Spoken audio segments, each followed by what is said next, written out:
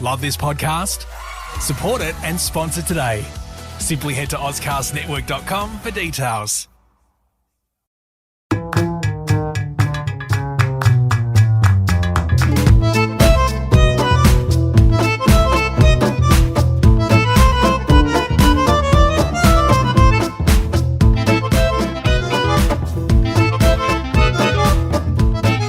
Hello everybody, my name is Peter Meliaris. I'm a professor at Monash University and physiotherapist.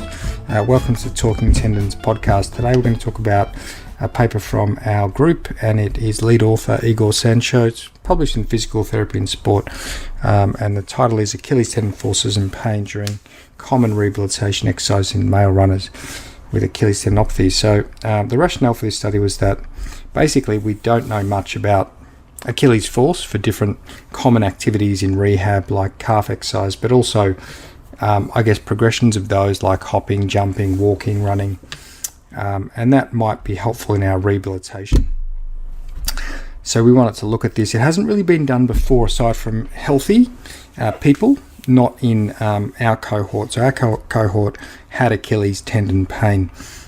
So we aim to look at Achilles tendon forces and quantify forces with those different exercises, but also we aim to look at the relationship with pain.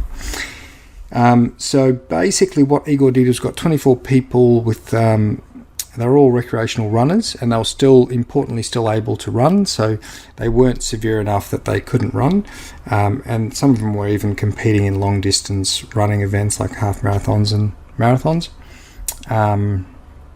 So basically recruited all these people, got them into the lab, hooked them up to the force plate and 3D motion, and got them to do all these exercises. So the exercises were double leg and single leg calf raises, and then looking at walking, jumping, hopping, skipping, forward skipping, skipping to fatigue. So just sort of your also running as well.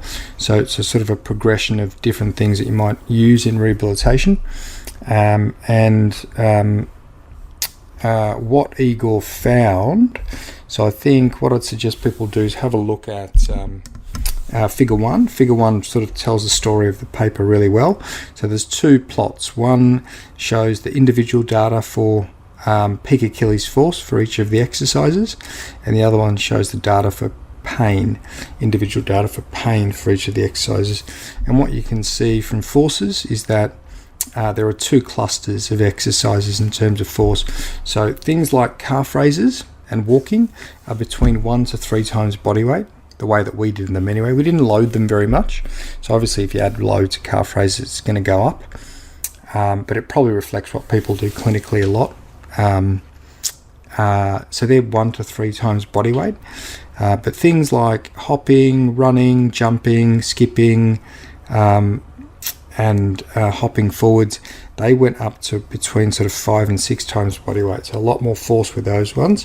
The other thing that we saw was that there was a lot more variability in the force with those ones. So if you look at the individual data in those plots, people are just all over the place, and it could be because they're more of a skilled type movement. So it's likely that people have different levels of ability and a lot more variability in how they do those movements. Could also be because we didn't standardize some aspects, like for example the frequency of hops. So that's sort of the story with hops, and that can guide our rehabilitation.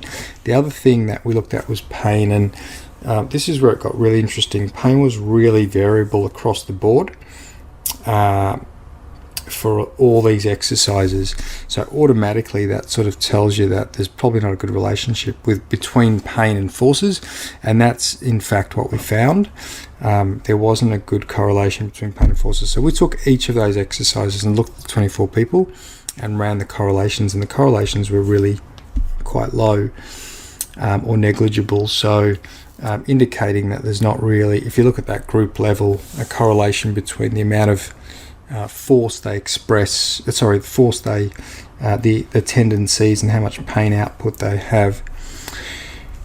So that's interesting. That is an interesting finding, but not surprising, because we know that pain is biopsychosocial. So you take two people, take them through the same, similar history, similar age, similar, what have you, similar load on the tendon, and they will have different pain experience because their threat level or how they perceive an exercise, other contextual factors might vary and influence their pain, how they're feeling on that particular day, other life events, etc. So obviously pain expression is variable, and this is what we saw.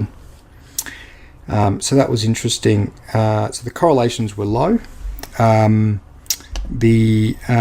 sort of has some implications, I think, for how we think about tendon pain. We sort of think about tendon pain in a very sort of load mechanical way, and that is clear when we talk about diagnosis and we talk about proportionality of pain to load, and clearly we didn't find any support for that, which is sort of how one of the bedrocks, I guess, of diagnosis.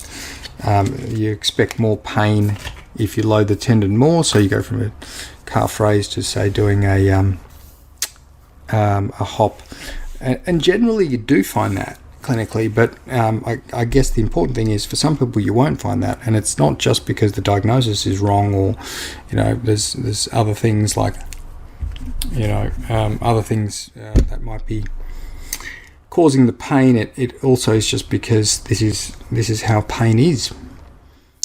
So that's an important message, I think, from the paper as well.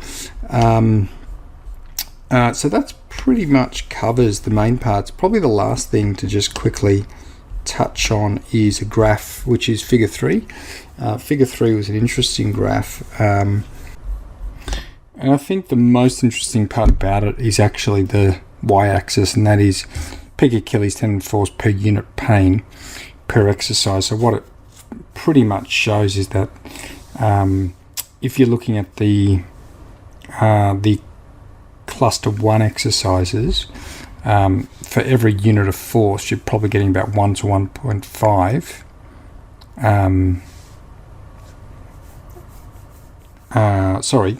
for every 1 to 1.5 units of force you're getting about 1 unit of pain, and for the cluster 2 exercises it takes more like 1.5 to about 2.5 units of force to get a unit of pain. So generally you're working harder, more force to get similar amount of pain for the more ballistic exercise.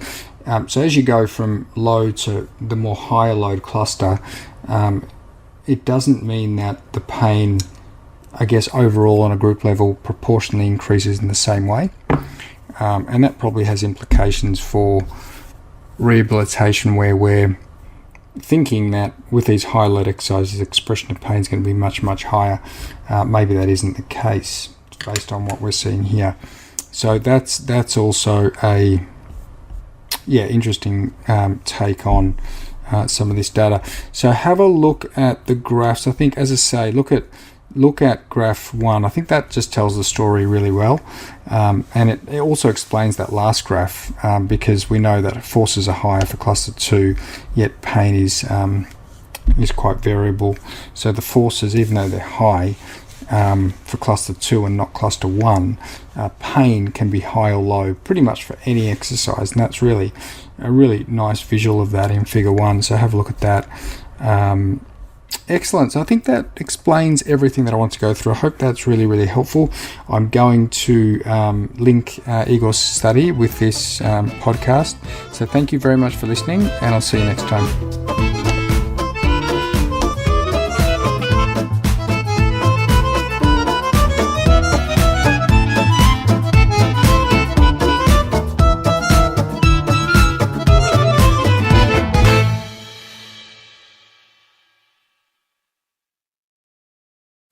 Love this podcast?